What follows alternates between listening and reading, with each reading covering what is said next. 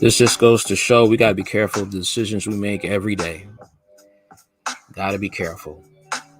NYPD cops busted an undercover sting operation driving prostitutes to and from dates. They ain't going on no damn date. They're going to get, man, listen. A pair of dirty cops were caught in an undercover NYPD sting operation driving supposed high-priced escorts to and from their dates in exchange for thousands of dollars.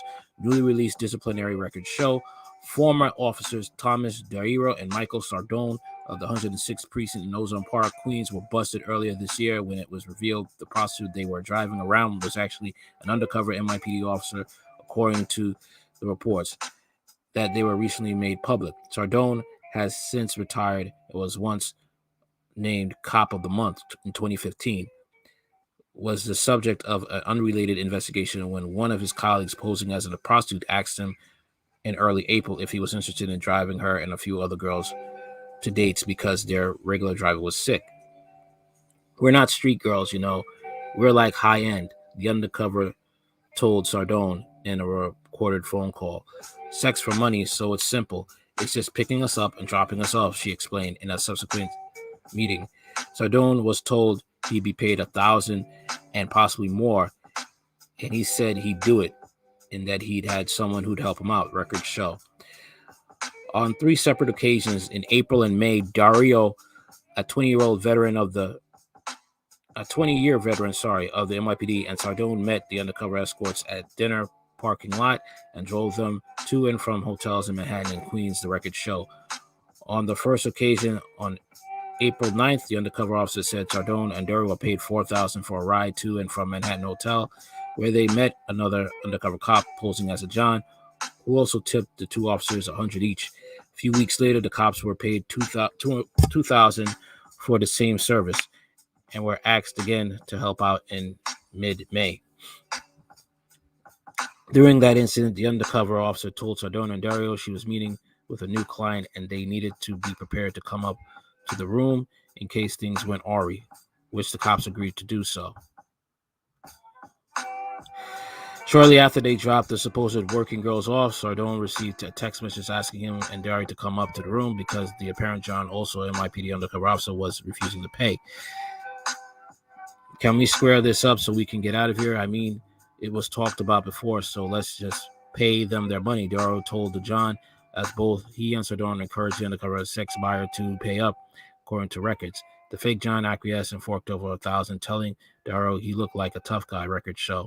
One of the female undercovers also told John she was taking back her coke and then grabbed several baggies of what appeared to be drugs from him and took them with her back to the car with Sardone and Dario. The next day, Sardone told the undercover he and Dario were still interested in working with her, but he preferred that there not be any drugs involved in case they were pulled over, the records state. In a scathing rebuke of Dario following a department trial he was not present for, the Assistant Deputy Commissioner for Trials, Jeff Adler, called his actions egregious and repugnant. The respondent actions were not based on spur-of-the-moment decisions made under pressure situations. Rather, he had the time for deliberate reflection and made the knowing and intentional choice to engage in criminal behavior. Respondent cannot claim inexperience as an excuse. He is just shy of 21 years with the department. Respondent was plainly motivated by personal gain, and he did indeed receive monetary payment for his misconduct, Adler wrote in the disciplinary record. With his blatant disregard of the law that he is sworn to uphold, respondent betrayed the public trust and did damage to the department's mission, reputation, credibility, and relationship with the community. His recent pattern of illegal behavior indicates that respondent is unable to adhere to department rules and standards. He called the actions of the third incident in May partially appalling because it showed Dario, a sworn police officer, actively involved in criminal activity that was happening right before his eyes.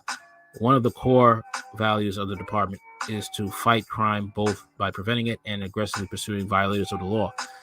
There's nothing more repugnant to that mission than having those who are entrusted to uphold the law turn against it, Adler wrote in recommending Dario's immediate dismissal, with Police Commissioner Dermot C.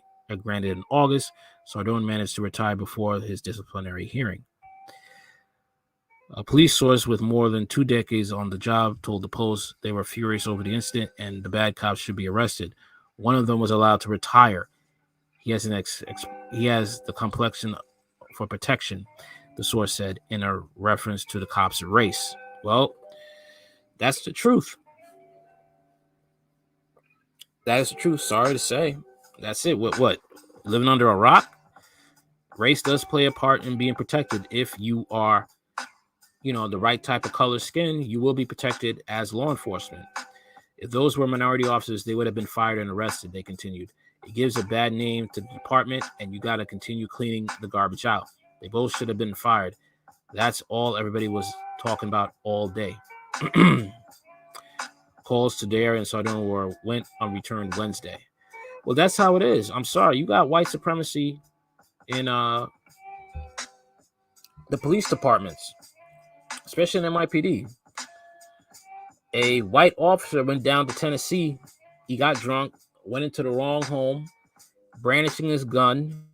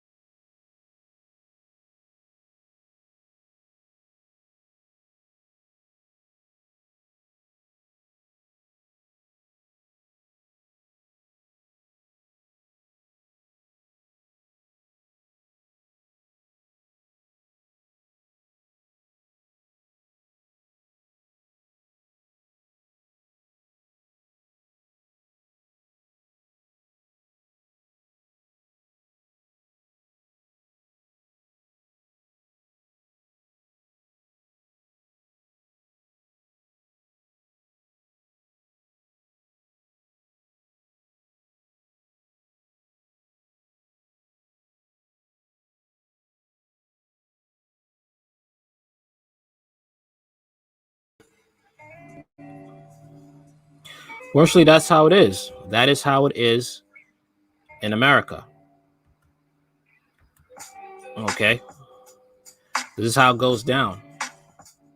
Nothing you can really say.